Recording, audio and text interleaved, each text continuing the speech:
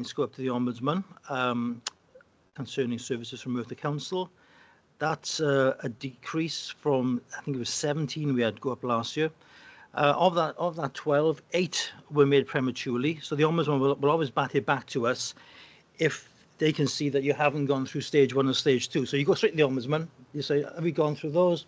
Bounce it back down. So of that 12, 8 were made prematurely. And I think 2 were, and out of that, only 1 was upheld out of the 12. 2 were settled by early resolution, voluntary settlement. So that's 1 more than we want being upheld by the Ombudsman. But again, that isn't necessarily a marker on whether or not the complaints system is working or not. You know, I mean, we receive them at the doorstep. You've heard from me in previous presentations that the complaints access to complaints is from the front page of our website. So it says there's about 10 sort of major boxes that you can access, and one of those is complaints. So you can complain easily.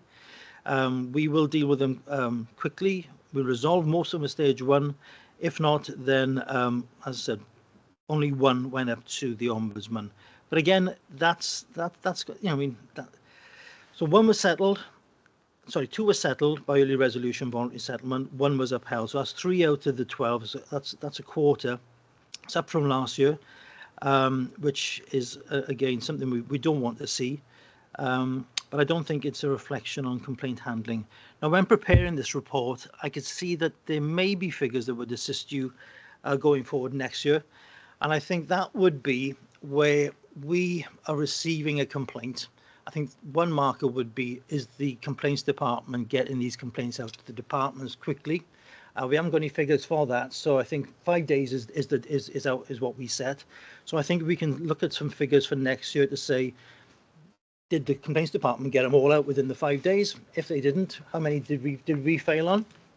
And then perhaps more importantly, are the managers then coming back to us? And I think there has been problems in the past, because I know that my colleague Caris has in the past written to managers saying, you've got 20 days. When you receive the complaint, unless it's something exceptional where we ask for additional time, you should be responding to us within 20 days. And some managers are better than others. So I think we can keep those figures for next year, Gaynor, and add to the report. And I think it'll give a little bit more flavour as to whether or not we are we're doing a good job. But as I said, there's a, you know, I mean, the fact that we're getting these complaints in doesn't mean that the department are failing. And you've got to remember, there are some people that complain that are never going to be satisfied unless they get the response they want in the first instance. And you can't stop them going to the Ombudsman.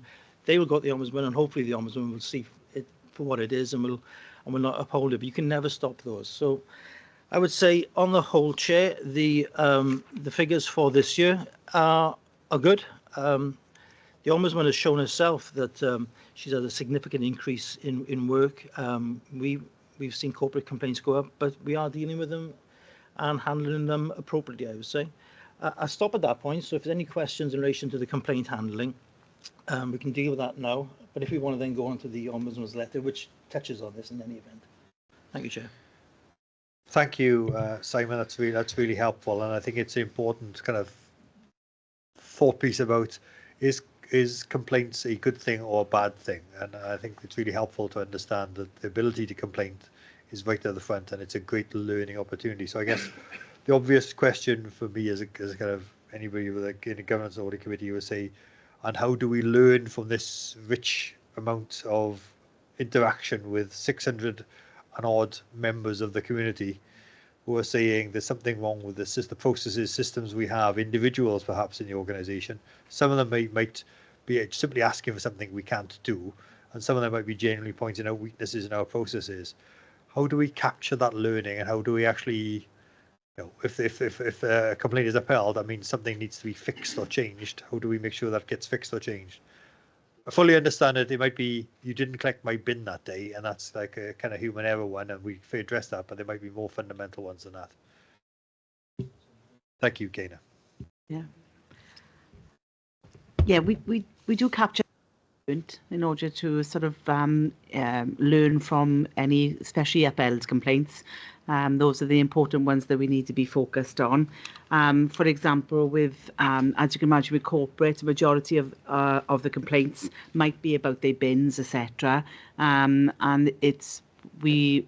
in those cases, we send the wardens to the property, especially if the complaints are not being upheld, to educate the resident on recycling, or or sometimes they need some sort of support system in place with assisted collection. So those are like the large majority of the complaints there. With regards to social services, we have implemented some processes where we've included registers in the department. There was an incident where some items went missing, some toys that had been handed in by a grandparent and they hadn't been recorded anywhere. They were eventually found behind somebody's desk. So we brought in then a new register. So any of these items that came in, they'd have to be documented with an in and an out date to make sure that wouldn't happen again. So these are the things. We do have a lessons learned section on the report. So we also then have discussions with the managers with regards to communication. Communication sometimes is the core of a lot of the complaints that come back.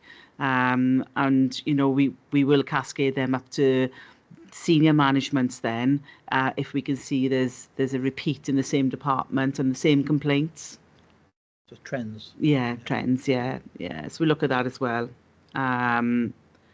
So, for example, with waste services, we noticed that we've received a significant amount of complaints about how staff were returning recycling containers, and the residents complained that they were broken.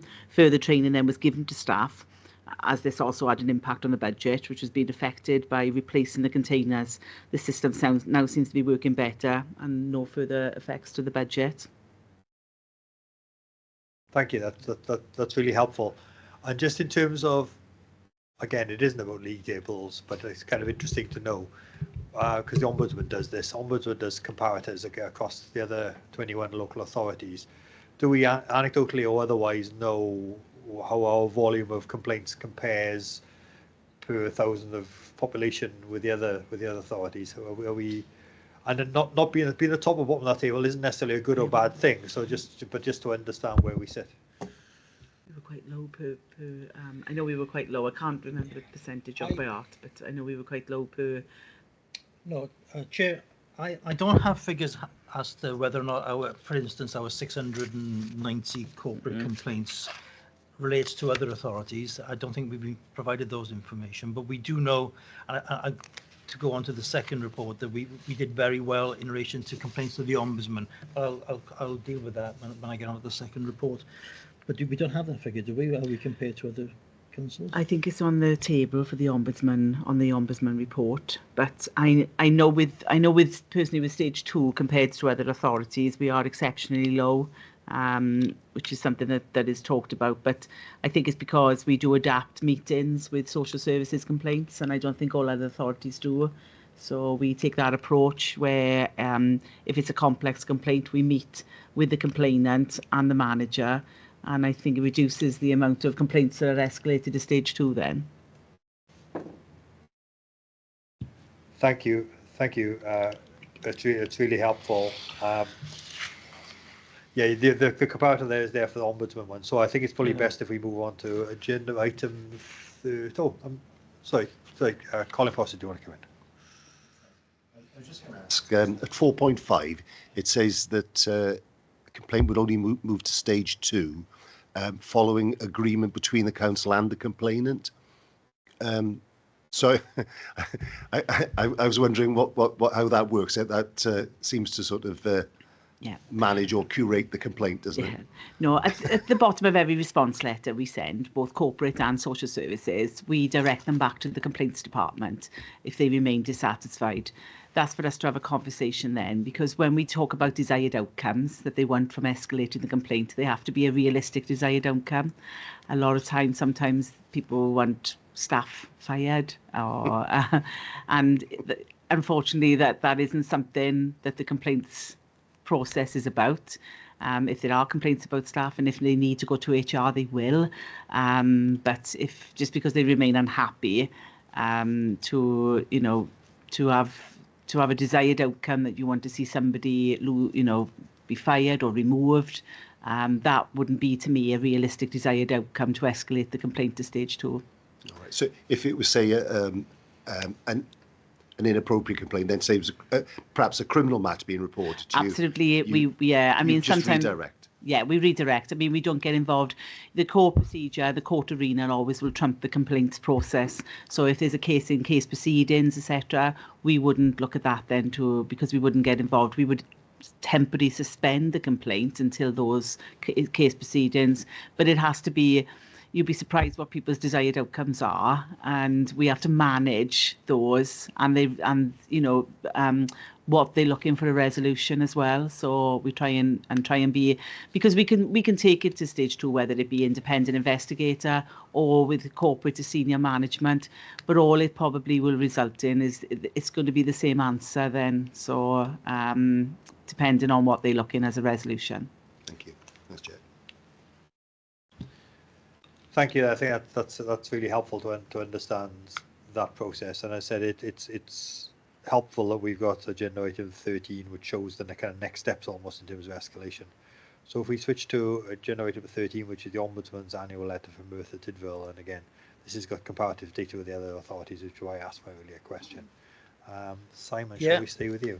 Yeah, whilst Gaynor was talking then, because of course you mentioned how do we compare against other authorities in the number of complaints we've received, corporate complaints, social services, adult and children. Now, the Ombudsman's letter doesn't give that information, and I think that would be helpful. You'd have to measure it per 1,000 population, because yes, I'm sure we do very well compared to something like Cardiff and of course. RCT. I'm sure we get fewer complaints than them. So I don't know where we get that information from, though. It might be on the Ombudsman's, so Gaynor saying it might be on the Ombudsman's website, and if it is, then helpful. Next year's report we can make that comparison. That's really helpful, Simon. The Ombudsman's letter does make comparisons between all the authorities in relation to matters that go to them, and you can see from there that of the 12 complaints that went up to the Ombudsman, even though 8 of those were premature, we were the second lowest in Wales, having referrals going up 0.2 per 1,000 residents, the average being significantly higher than that, 0.36, we were 0.29 last year per 1,000 residents and 0.45 the year before, so we are coming down. So we're getting fewer complaints to the Ombudsman. Clearly that's a big positive. Less positive, of course, was the numbers either upheld or voluntary settlement. So that's 3 of the 12 were dealt with that way, which is a quarter, which is quite high, 25. But of course, that's skewed by the fact that we're low in numbers. Yep. But always going to show a high figure if you've only got a few complaints being made. So again, you'll see the Ombudsman saying that they've had a significant increase, 17% increase from what they were receiving last year. And last year's letter was clear. I mean, she was saying that they'd had a massive increase, but that increase wasn't coming from councils, it was coming from health. She hasn't mentioned that this year. I don't know whether it's still the case. It's not for me to comment, but her complaints are going up. But fortunately, our referrals to the Ombudsman are down. I don't think there's much more I can add to that. I think we can add some more flavour to next year's report. Again, has made a note of what they will be. And if we can get that information comparing how we're doing in relation to complaints generally, that'll be part of next year's report, Chair. Thank you, Simon. Thank you, Rachel. I think that's really helpful. A couple of reports there for us to understand how we go in. Again, it's unfortunate any complaint ever gets upheld by the Ombudsman, but it's good to know that the numbers are relatively small and that they are being dealt with appropriately. I know the Ombudsman's caseload has been increased somewhat this year by the issues they had when they had to review a number of cases they dealt with because of complaints against them. But nevertheless, that's now all being dealt with, and hopefully we're moving forward. Brilliant. Thank you both. Really helpful. We turn to the next 170 pages in the agenda, which is the draft statement of accounts. By the way, one way we're saving money here is by not turning heating on here. It's absolutely freezing here. But Craig, we'll turn to you. The draft statement of accounts as sent to Audit Wales, agenda item 14, page 325 and onwards. Craig. Thank you, Chair. The purpose of the report is to present to the committee the Council's draft statement of accounts for financial year 23-24 for noting. The committee is responsible for reviewing the annual statement of accounts, the appropriateness of the accounting policies and whether they've been followed correctly, and where there are any concerns arising from the financial statements or from the audit, that these will need to be brought to the attention of the Council. The audit will assess the application of the accounting policies and whether the financial statements present a true and fair view of the Council's income and expenditure for the year and the resources as at year end. Auditors will report to the committee any errors or omissions identified during their audit and where these have been corrected in the final audited statements that will be presented to the committee for approval once the audit has been completed. This will then give the committee assurance that the accounts have been properly completed. The statement of accounts are complex and must meet a number of requirements. They are prepared in accordance with the code of practice developed by the Chartered Institute of Public Finance and Accountancy and legislative requirements. Preparation and publication of the accounts is a statutory requirement and aims to provide a true and fair view of the Council's financial position, provides accountability to include electors, taxpayers, those charged with governance, funders and employers, allows comparison across financial years, allows a consolidation of the whole of government statutory reporting, and allows interested parties to review and raise questions to the Council and its auditors. As referred to earlier, the statement of accounts are complex and technical in nature. To aid understanding, included as Appendix B to the covering report is KIFA's Understanding Local Authorities Financial Statements document, which can be read alongside the accounts to aid the reader's understanding. Furthermore, we have included a summary of the 23-24 primary financial statements as Appendix C. Members will note under Section 8 of the report, jointly controlled operations, and in particular that the Cardiff Capital Region City deal accounts for 22-23, the audited statement of accounts, and draft 23-24 had yet to be published, and therefore the Council's draft statement of accounts do not contain its share of the CCR and CD income, expenditure, assets and liabilities for 23-24. Draft accounts were provided following certification on the 8th of November for audit. Under Section 6, I can update the committee that the accounts will be subject to public inspection for the period 27th of January to the 21st of February 2025. A date of 24th of February has been set aside for the external auditor to be available to answer questions from any local government elector or their representatives for the area to which the accounts relate. Section 7 provides committee members with both revenue outturn and capital spend for 23-24, and under 7.1 it is reported that general fund balances and reserves not earmarked for any specific purposes remain at £5.72 million. This equates to 3.56% of the Council's budgeted net revenue expenditure for 24-25 and is in line with the minimum sustainable level of cover as outlined in the Council's corporate reserves policy.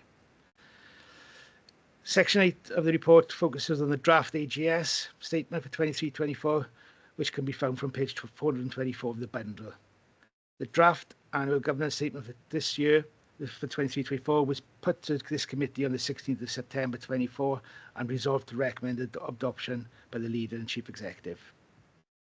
The statement provides an overall appraisal of the controls in place to manage the Council's key risks and identifies where improvement needs to be made. It is important to note that this statement remains in draft form and it will be reviewed by Audit Wales as part of the work that they are undertaking on the statement of accounts. It does remain a live document now until such time as those accounts are finally signed off, and we will bring a final version of this statement to this committee at the same time as when the final statement of accounts are reported. Should anything change in the statement before then, we will obviously bring this to the attention of the committee. Chair, I refer back to the recommendations in section 2.1 and 2.2 of the report. Craig, thank you for the very comprehensive summary. Before I throw it open, there's an obvious query, possible conflict. I think you said there that the draft accounts were submitted to Audit Wales on the 8th of November. And I think Audit Wales says we were expecting them early November. We had them mid-November. I know that might be semantics, but 8th of November still feels like early to me. And it certainly can't be 2 weeks late if they were supposed to be in early November. So I'm just trying to get my head around that. Alice, you might have the answer to that. Hiya, Chair. Yeah, we have an electronic system that sends documents between the Council and Audit Wales, and I've just checked that while Craig was speaking. We didn't receive the accounts until the 13th of November. We were expecting them on the 1st. Okay, so that's give or take 2 weeks then. Okay. I couldn't get 2 weeks from the 1st to the 8th. That helps. That's helpful. Thank you. Craig, you helpfully explained that one of the things we need to look at is accounting policies, and I'm sure that this is one of the things that councillors live and breathe for, is accounting policies. So the obvious question is, are there any significant changes to accounting policies we need to worry about? Not for the 23-24 set of accounts that we've got in front of us. What we will be looking in future years is around the accounting policy around IFRS 16 and leases. I look around the room and see collective sighs of relief about that. But I think as a general point, Craig, I think if there are significant changes to accounting policies, perhaps that's a separate paper you could bring on policies, separate to the, rather than wait till the accounts land. But okay, thank you. And I think the other thing you said is that accounts are still dependent on the Cardiff Capital Region CJC and any pension fund information. So there will be some substantial changes because as those things are worked through. And that made me think specifically about the Labour UK government's announcement to consolidate pension funds. And they want to create an all Wales pension fund to move away from the whichever one we are currently in RCT, I presume we're in. Will that have any impact on the accounts? I guess not for 23-24, but going forward it may well have, I suppose. Are we kind of across that? As you correctly said, Chair, it wouldn't be for 23-24. And you are correct, RCT are the pension fund administrator, and they will produce the set of accounts for the RCT pension fund with regards to that. Okay. Really helpful. It looks a very comprehensive set of reports, set of accounts. Obviously, when Alice and her team have reviewed it, we will get more information. Again, an update would be helpful to understand in January how things are progressing, and we look forward to seeing it hopefully for our March meeting. We've already seen the annual governance statement once before, so if anyone's got any specific questions on the accounts either now or anytime between now and March, I guess, please flag them to Craig and or Alice, I presume is the way we want to do it. Thank you. And if you want to spend all day going and study them, I think Craig said the 24th of February has been set aside for people to go and read the accounts in detail. All joking aside, it was really helpful to publish the Appendix B, which was the understanding of local accounts, local authority accounts. I think that was really helpful, and thank you for that, Craig. And maybe perhaps in future years we kind of do it as a little bit of a training exercise to go through rather than wait till the year ends. But thank you for that. I can see Colin Pross is waving, so I'll bring you in, Colin.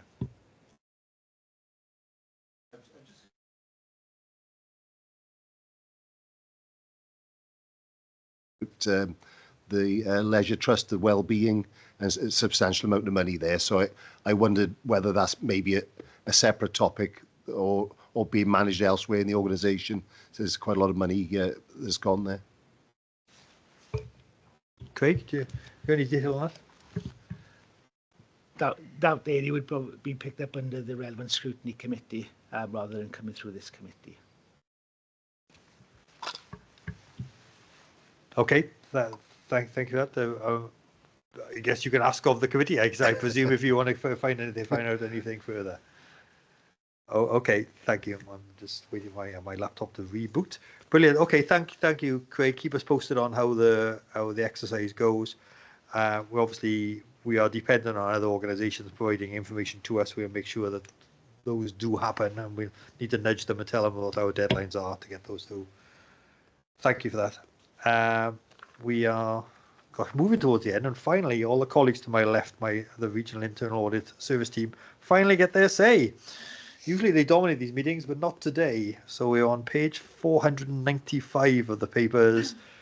Item 15, internal audit progress against the plan. Andrew, if I turn to you first. Andrew Wathen, head of regional internal audit service. Thank you, Chair. Good afternoon, members. This is one of the regular reports we bring into committee as the progress against the plan which committee has approved back in June for 24-25, and hopefully give you some assurance that the controls around governance and risk management are working well within the organisation, and if not, we'll report accordingly.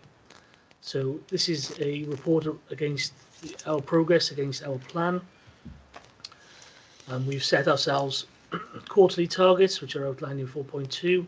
This information is just beyond the quarter, Chair, so there's more up-to-date information than as at quarter 2, but I felt it was more relevant to provide you with more up-to-date information than at quarter 2. So from para 4.3, members will see that we've achieved 30% of the plan, which is in line with our quarter 2 target. We've issued 10 final reports, 2 draft reports, which gives us 30% of the total jobs, total audits of 40, and the majority are in progress or due to start later within quarter 3. As you will be familiar, members, we issue an audit opinion when we conclude our work, and the number of opinions we've issued for the 12 reports issued either a draft or final are set out in table 2, para 4.4. Issued 1 substantial, 8 reasonable and 2 limited, so there's over 81% of positive opinions. With regards to the opinions themselves, they're set out in 4.5 with an appropriate description. In terms of the limited opinions, we've bullet pointed some of our concerns for the officer termination process, set out in 4.6, and as you will know, that where we have a limited opinion, we'll go back and re-audit that within a 6 to 12 month period. But with officer termination process, we've also had assurance from the head of HR that they've accepted all our recommendations and started implementing those already. So hopefully when we go back and we do our follow-up, things will be an improved situation. With regards to the ALN home to school transport, that's in draft at the moment, so we'll report our concerns to committee at a later point, 24-25. In terms of the audits which we didn't carry out in 23-24, which were in the plan, that's set out in para 4.9, and we've completed 64% of those, with the majority in progress quarter 3. They'll be reported into quarter 4 into committee. And just to complete the picture of the reports we've issued 70 recommendations, 4 high, 45 medium, and 21 low. Those will be picked up in the second report that comes to your attention this afternoon. Happy to take any questions, Chair.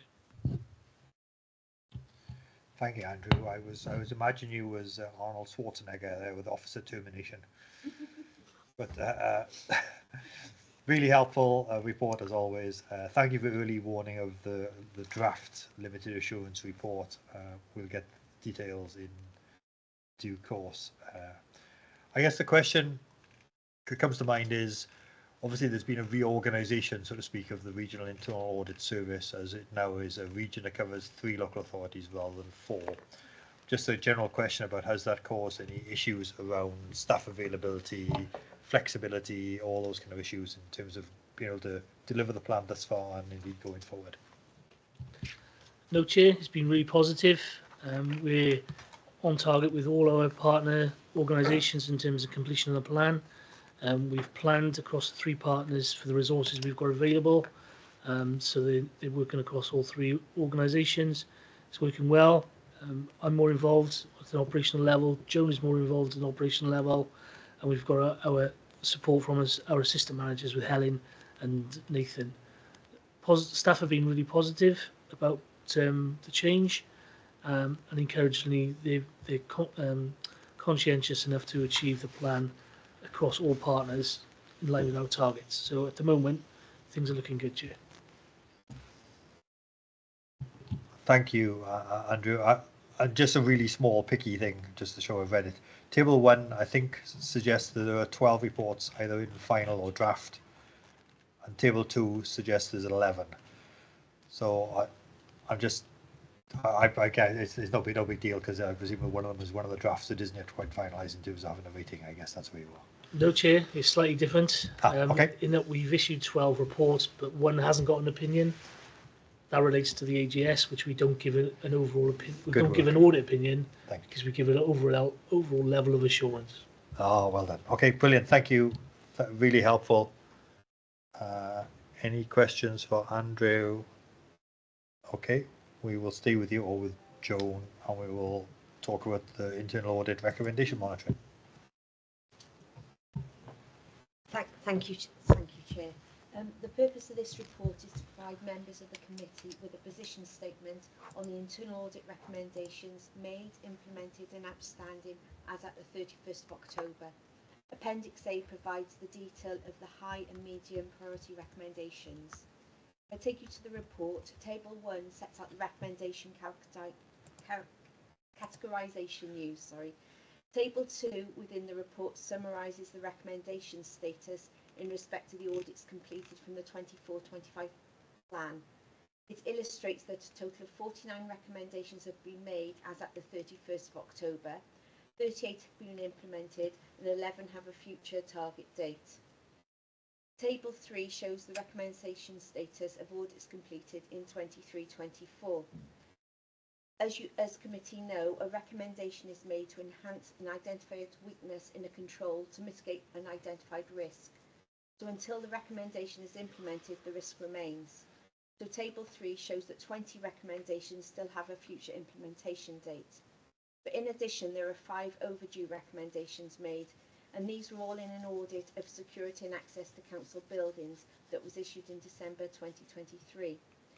Details of these recommendations are exempt under paragraph 18, and therefore any details will be included under a Part 2 report. However, I want to give committee assurance that discussions are ongoing with senior management to implement these recommendations, and they are on course to implement them as soon as possible. The monitoring of recommendations is undertaken regularly by the audit team, and any undue delays or issues are highlighted to the corporate management team via our escalation process and ultimately reported to this committee. Thank you. Thank you, Joan. That's a really positive place to be in. Table 2, showing that everything that should have been done by now has been done by now, is a terrific place for us to be in. And with those 11 that are yet to be done, but that's because they aren't scheduled to be done yet. Table 3 shows those 5, and I don't want you to get into any great detail, but as soon as possible, there's an awful lot of water that can flow into that particular bridge. Clearly, there are 4 high-level recommendations there. We don't want those to drag. As soon as possible, hopefully, means by the next time we meet, we'll have an update. Yeah. So, yes, certainly. Yes, we're in conversations now with Craig while he's in post to get some more definitive timescales, and that should be as soon as we come back next time. Thank you for that, Joan. And I ask it, if things are not progressing as they should do, then can we potentially have a Part B paper just to make sure we see those properly at our next meeting? Sure. Sarah, do you want to come in? Yeah, so just in relation to picking up on that particular issue, members will have noted that one of the emerging risks that has come onto the corporate, or will come onto the corporate risk register as a result of the latest discussion with corporate management team, is one around building security, Chair. So we will make sure again that the corresponding actions to that link into the, the overdue internal audit recommendations. Okay. Thank you. There's been a lot of joining up of things today, which is really helpful and positive. Thank you. Thank you, Joan. That's a reasonably short internal audit section today, which is not always good. Yes, it is, absolutely. Agenda item 17, Governance and Audit Committee Forward Work Programme. Helen? Yeah. Yes, Helen. Yes, thank you, Chair. So agenda item 17 is the Governance and Audit Committee Forward Work Programme, which is a report we bring to each meeting and ask members to approve. In order to assist the committee in ensuring that due consideration is given to all aspects of their core functions, the proposed forward work programme for 24-25 is attached to Appendix A. The agenda items included within the forward work programme are not set in stone, and additional agenda items may be presented to committee throughout the year, and the forward work programme will be updated as necessary to reflect this. Shown on the table are paragraph 4.2 are the items scheduled to be presented at the next meeting scheduled for the 27th of January 24. There are a total of 6 items. Quarter 3 update on corporate risks, the final self-assessment report, external recommendations, Audit Wales annual audit summary, the audit inquiries and those charged with governance, and the standing committee forward work programme.